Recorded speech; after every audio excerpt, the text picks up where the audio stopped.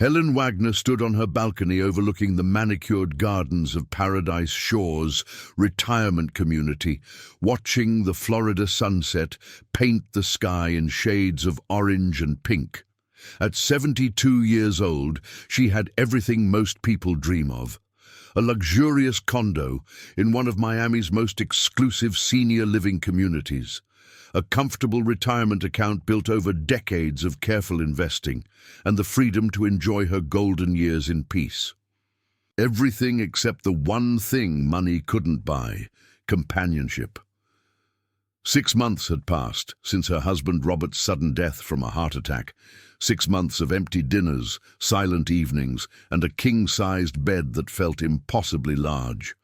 Their children, Michael in Seattle and Sarah in Boston, called weekly, but those conversations only emphasized how far away they were, how busy their lives had become. Helen understood. They had their own families, their own responsibilities. She didn't want to be a burden, but God, she was lonely. Paradise Shores was supposed to be different from those depressing nursing homes she'd seen in movies. It was a luxury community where wealthy retirees lived independently in their own condos, with access to world-class amenities, a golf course, swimming pools, a theater, restaurants, and regular social activities. The brochure had promised community, friendship, an active lifestyle. The reality was more complicated. Helen had tried. She attended the weekly bridge games, where wealthy widows discussed their grandchildren, and Mediterranean cruises with a competitive edge that felt exhausting.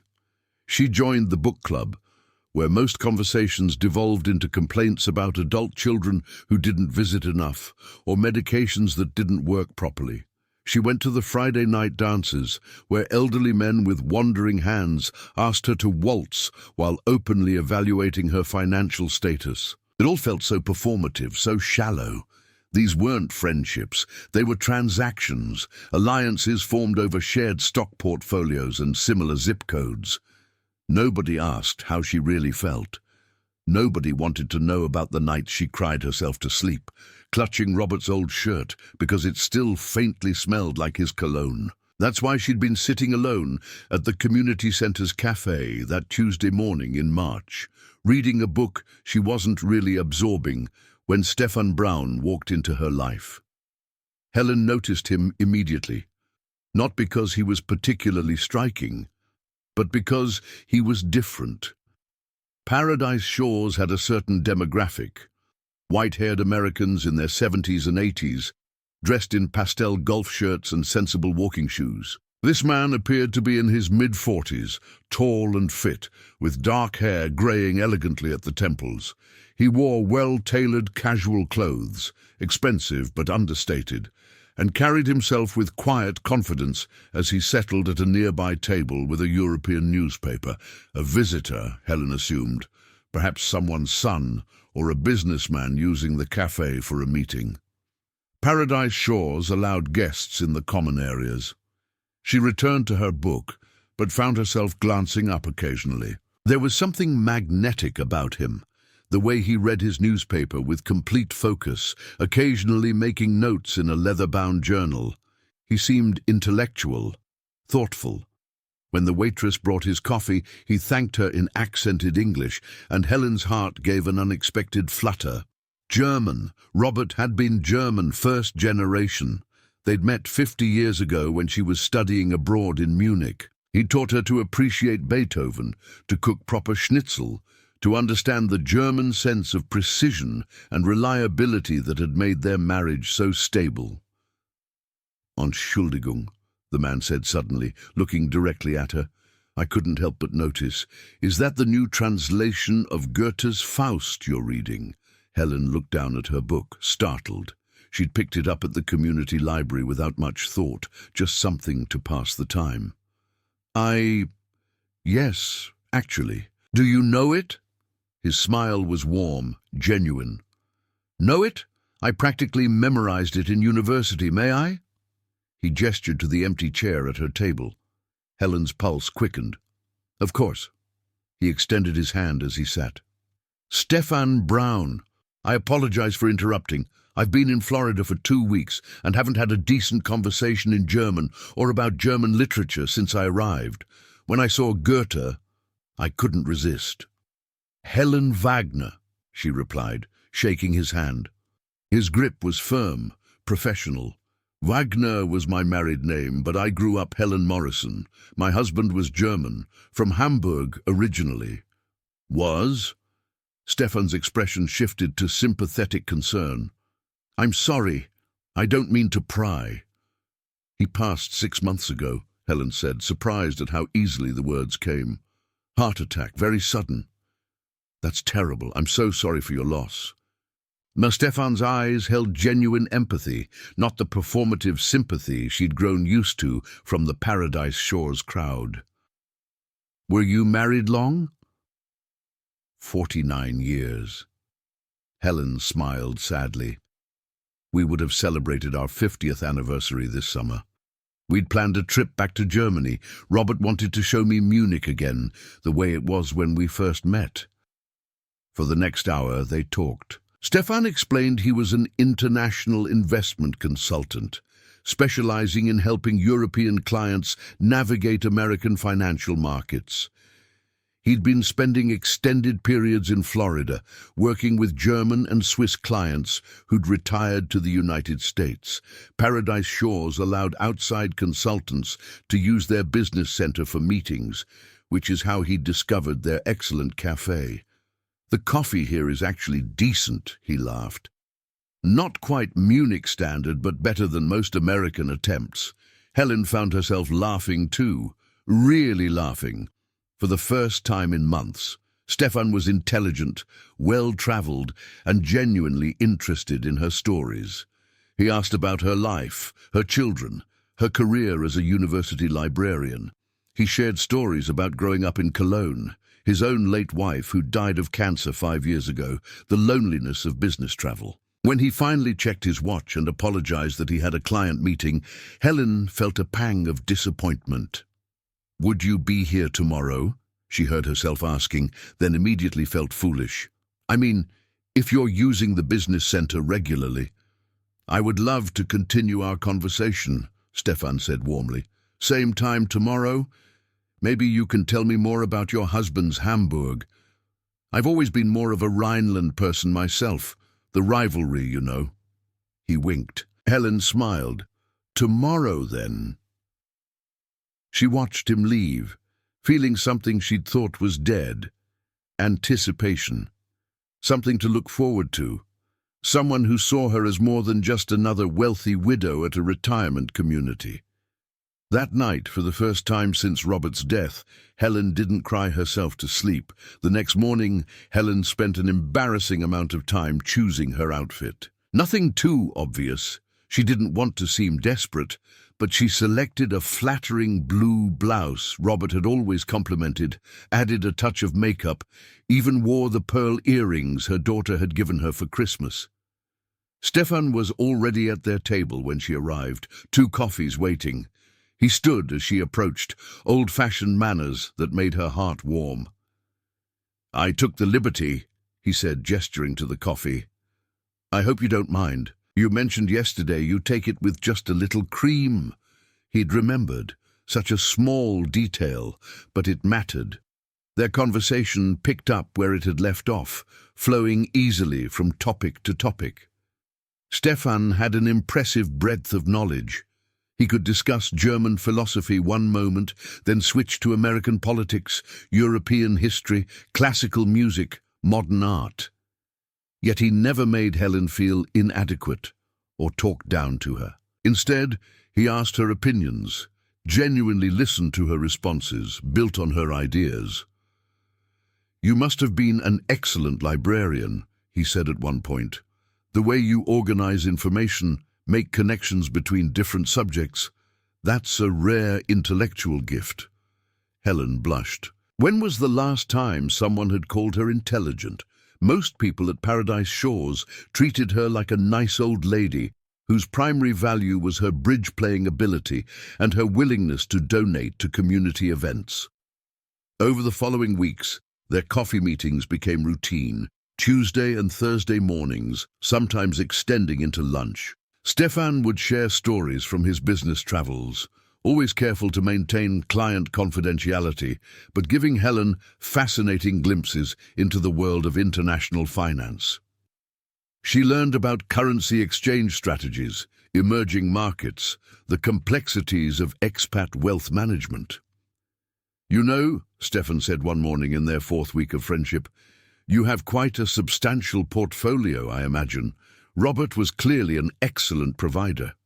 Helen nodded. "He was very careful with money, very German about it." She smiled. "We lived comfortably, but never extravagantly. Everything went into investments, retirement accounts, college funds for the kids." "Smart man," Stefan said approvingly. "Though I have to ask, and forgive me if this is inappropriate, are you confident your assets are optimally positioned? The market has changed dramatically in the past 5 years. Many retirees are sitting on portfolios that made sense a decade ago, but are now underperforming significantly." A small seed of doubt planted itself in Helen's mind. I'm not sure. My son Michael handles most of that now. He's an attorney, very smart about these things. After Robert died, it was overwhelming. Michael took over managing everything." Stefan's expression showed gentle concern. Of course. Family involvement is wonderful. Though sometimes, and I mean no disrespect to your son, attorneys aren't necessarily trained in international investment strategies. The landscape has become so specialized. "Do you think I should be concerned?" Helen asked. "Not concerned," Stefan said carefully, "but perhaps aware. Would you like me to take a look, completely informally as a friend? I wouldn't charge you anything. Honestly, it would be a favor to me. I so rarely get to use my skills just to help someone I care about without the business transaction pressure." Helen hesitated. It seemed forward. But then again, Stefan was a professional, and he was her friend. What harm could there be in a second opinion? "Just a look," she said. "You wouldn't do anything without my permission." "Helen, I would never presume to make decisions about your finances," Stefan said, looking slightly hurt. "Your money is yours. I would simply offer my professional opinion as a friend. If everything looks optimal, wonderful. If I spot something that could be improved, I'd explain it to you and you could discuss it with Michael. Either way, you'd have more information. Knowledge is power, yes?" It made sense. Perfect sense. "Okay," Helen agreed. "Let me pull together some statements and we can review them next week." Stefan's smile was warm, professional, completely trustworthy. "Excellent. And Helen, thank you for trusting me. I know how difficult it must be, especially after losing Robert. I promise you, I take that trust very seriously." As Helen walked back to her condo, she felt lighter than she had in months.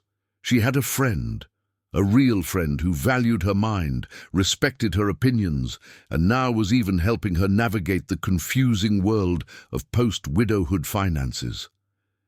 She didn't notice Stefan watching from the cafe window, making notes in his leather journal. Next to Helen's name, he wrote a number, 4.2 Mikkers St. Below that, in neat German script, Phase 1 complete, trust established, financial access 2 to 3 weeks. Helen Wagner had no idea she'd just become victim number 7. 3 weeks after their financial review meeting, Helen sat in Stefan's temporary office at Paradise Shores Business Center. Surrounded by printed spreadsheets and charts, she barely understood. "You see here," Stefan pointed to a graph with his expensive pen. "Your current portfolio is heavily weighted toward bonds, very conservative. That was appropriate when Robert was managing it, certainly. But Helen, you're 72, not 92. You could easily live another 20 years. With inflation, this conservative approach is actually losing you money." Helen frowned at the numbers. "But Michael said safety was most important at my age." Of course," Stefan said soothingly. "Your son means well. But tell me, what's Michael's background? Corporate law, yes? Not financial planning, not international markets. He's applying conventional wisdom, which is fine for conventional situations. But you, Helen, you have opportunities most people don't. What do you mean? Stefan leaned back, choosing his words carefully. You have substantial assets. Over $4 million. You have no debt. Your children are established adults who don't need your financial support. You're in good health. This is exactly the profile that could benefit from strategic diversification into emerging European markets that most American advisors don't even know exist. He pulled out another document, a prospectus for something called Alpine Growth Fund, registered in Switzerland, promising 12 to 15% annual returns. I have several clients, German, Swiss, Austrian expats, who've seen exceptional returns, Stefan continued. The fund invests in European green technology companies, very stable, very ethical, and positioned perfectly for the next decade of growth. But it's not available through American brokers. You need a European financial consultant to access it. Helen hesitated. It sounds almost too good to be true. Stefan laughed warmly. I understand the skepticism. That's smart. Here. He handed her a folder. These are testimonials from 3 of my clients. I've redacted their personal information for privacy, but you can see their returns over the past 3 years. All American retirees, all in their 70s, all very happy. The numbers were impressive. One client had turned $500,000 into $650,000 in just 2 years. I'm not suggesting you invest everything, Stefan said. That would be reckless. But perhaps $200,000 to start. Test the waters. If you see the returns, I'm confident you will, you can invest more. If not, you've still kept the majority of your assets exactly where they are. I'd need to talk to Michael. Absolutely, Stefan agreed immediately. Though, and please don't take this the wrong way, I've found that adult children can be protective, sometimes overly so. They mean well, but they see their parents as fragile, incapable of making their own financial decisions. You're a highly intelligent woman, Helen. You managed a university research library. You raised 2 successful children. You don't need permission to diversify your own portfolio. The words resonated. Michael had been increasingly controlling since Robert's death, making decisions without consulting her, talking to her like she was a child who couldn't understand complicated financial matters. Just talk to him, Stefan said gently. But remember, this is your money, your life, your decision. You're not senile. You're not incompetent. You deserve to be treated as an autonomous adult. That evening, Helen called Michael in Seattle. Mum, absolutely not, he said immediately when she mentioned the Alpine Growth Fund. This sounds like a classic scam. Swiss fund? Returns that high? Mum, you don't even know this guy. I've known him for 2 months, Helen protested. He's been nothing but helpful and kind. That's exactly what scammers do. They befriend vulnerable people. I am not vulnerable, Helen said sharply. I'm lonely, Michael. There's a difference, and Stefan has been more present in 2 months than you've been in 6. The silence on the line was heavy. That's not fair, Michael finally said, his voice tight. Sarah and I both have careers, families. We call you every week. You're right, Helen said, immediately guilty. I'm sorry. I miss having someone to talk to. Stefan understands things about my life with your father that you can't. The German culture, the music, the history we shared. Mom, please promise me you won't invest anything without having our family attorney review the documents first. Helen felt the familiar frustration rising. Our family attorney meant Michael's friend from law school who treated her like a confused old lady. I'll think about it, she said non-committally. After hanging up, she stared at the prospectus Stefan had given her. Her money, her decision. She'd spent 50 years letting Robert make the financial decisions, and now Michael wanted to continue that pattern. Maybe it was time to prove she could manage her own life. 2 weeks later, Paradise Shores, Wednesday afternoon, Dorothy Chen, 78, sat in the same business center office where Helen had met with Stefan, but Dorothy wasn't there for financial advice. She was there with two detectives from the Miami-Dade Police Department. "Mrs. Chen, walk us through it one more time," Detective Rodriguez said patiently. Dorothy's hands shook as she held her tea. "He called himself Marcus Bergman, said he was an investment consultant. We met at the cafe here, started talking about my late husband. Marcus was so understanding, so kind. He helped me review my finances, said I was being too conservative." "How much did you invest with him?" Detective Martinez asked. $300,000, Dorothy whispered, "into something called European Tech Ventures. He showed me paperwork, testimonials, everything looked legitimate. The first quarter, I even got a statement showing returns. But when I tried to withdraw some money to help my daughter with her medical bills..." Her voice broke. "The fund doesn't exist. The phone number goes to a disconnected line. Marcus hasn't been at Paradise Shores in 3 weeks."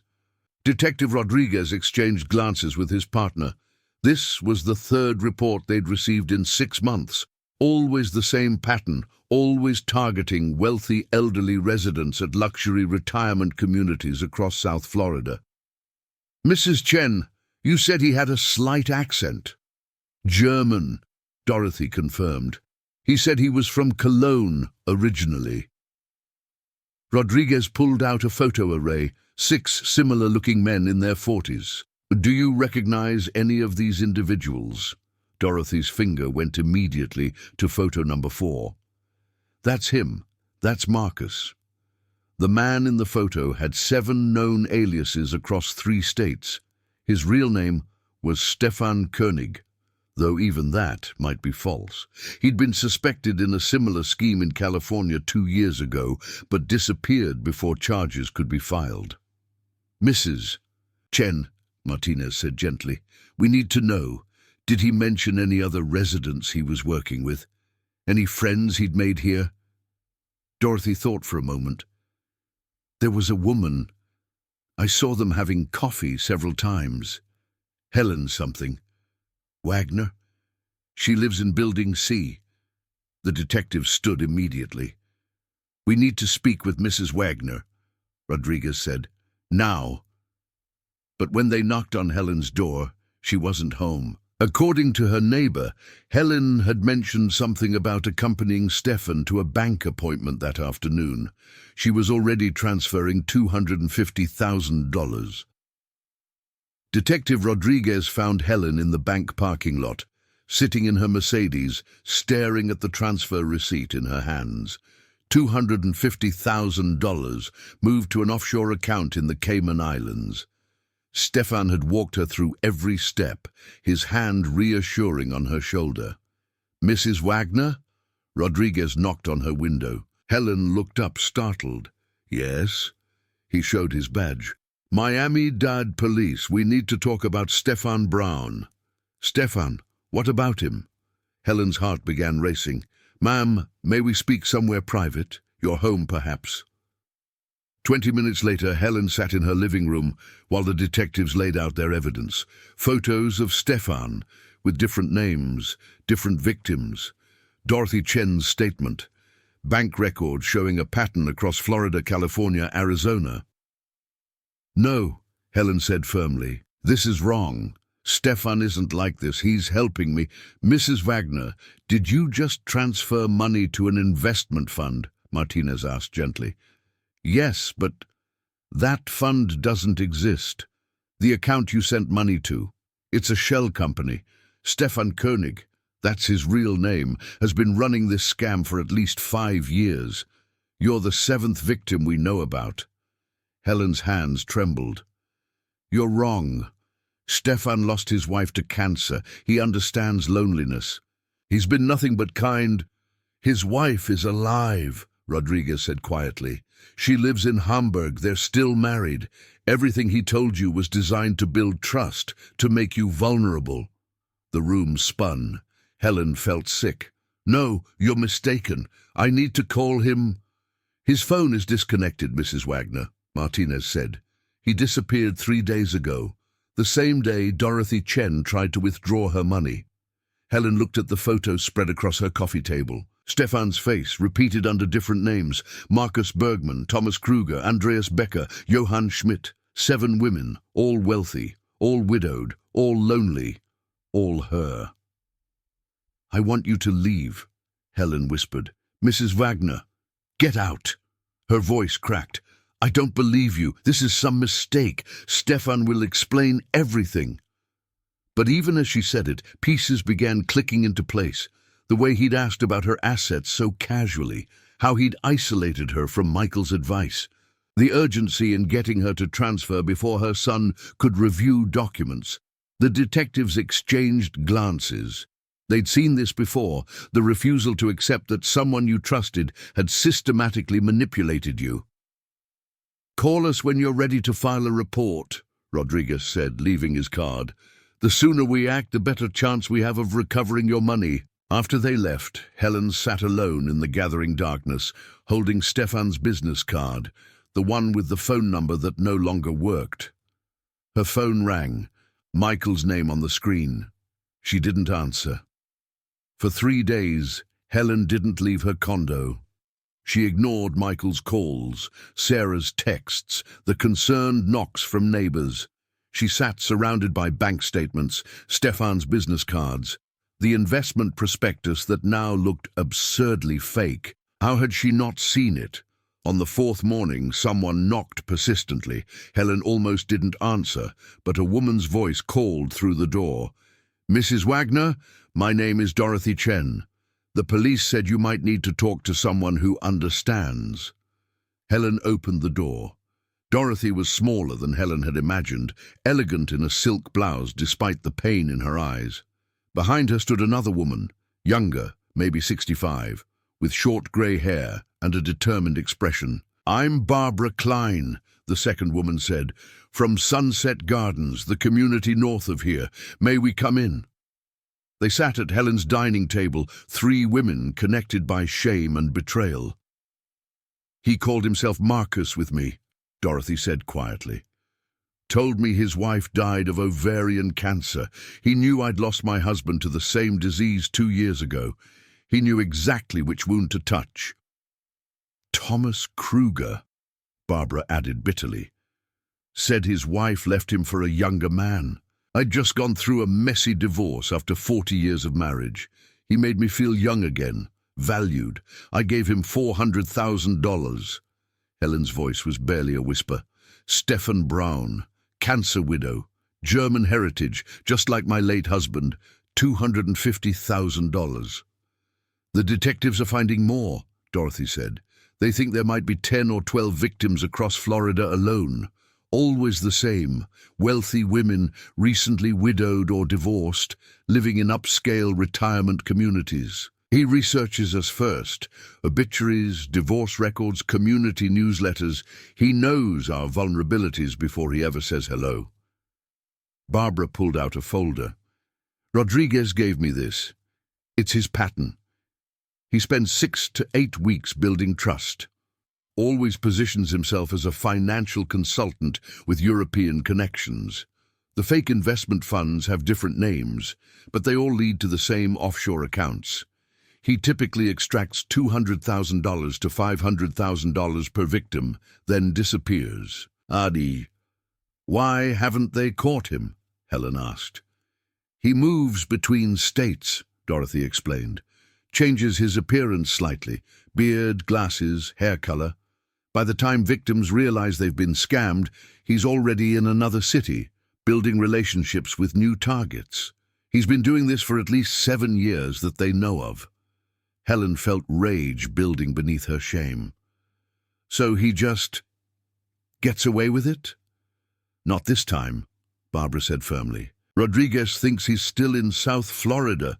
Usually he runs immediately, but this time he got greedy, started working multiple communities simultaneously. That's his mistake. If we work together, share everything we know about him, we can help them build a case." Dorothy leaned forward. "Helen, I know what you're feeling, the shame, the humiliation. How could I be so stupid?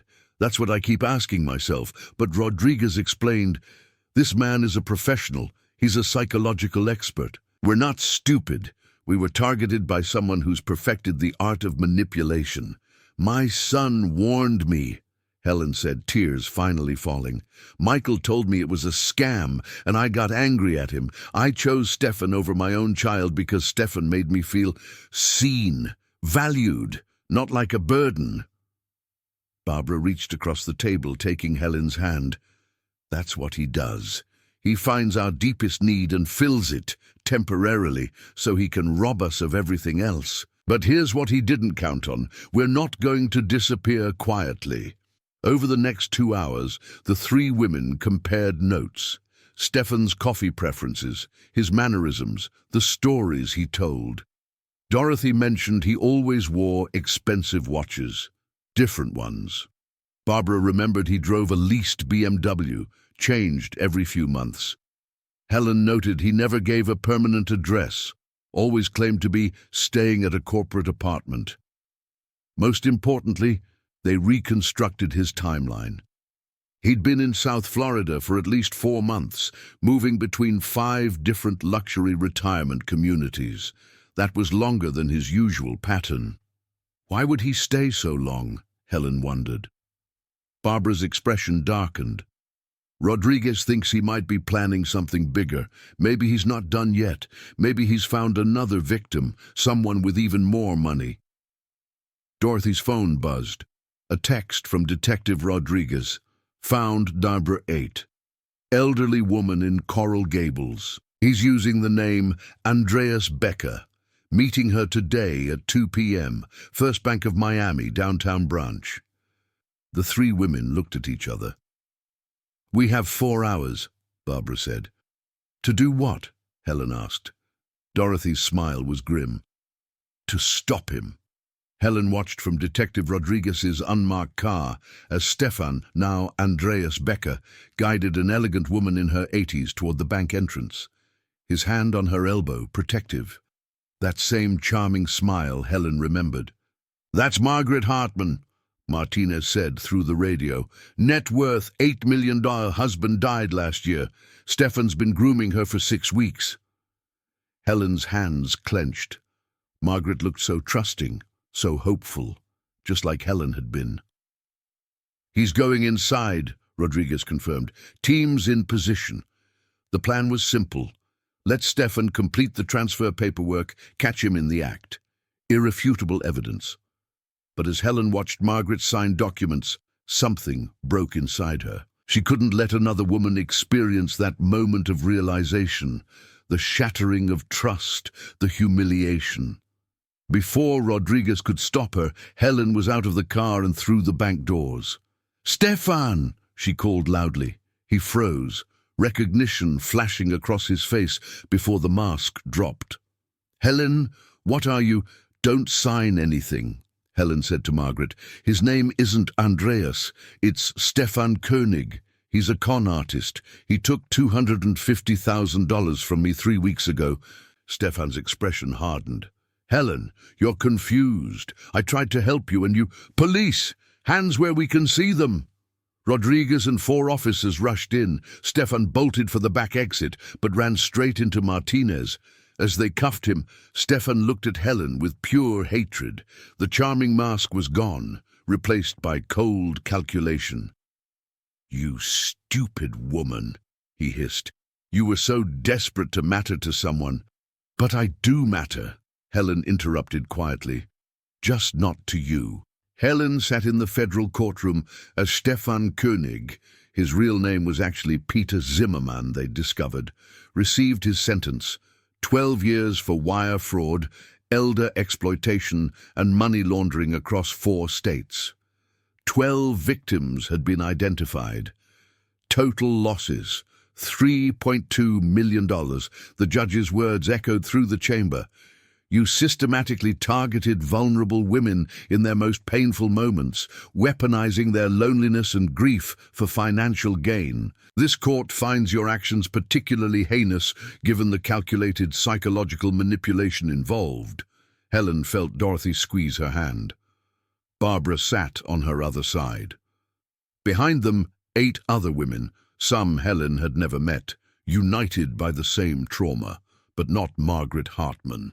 Thanks to Helen's intervention, Margaret had lost nothing except illusions. She'd sent Helen flowers every week since the arrest with notes that said simply, "Thank you for your courage." The recovery. The FBI had frozen Stefan's offshore accounts, recovering $1.8 million. It wasn't everything. He'd already spent or hidden the rest. But Helen would get back approximately $180,000 of her $250,000.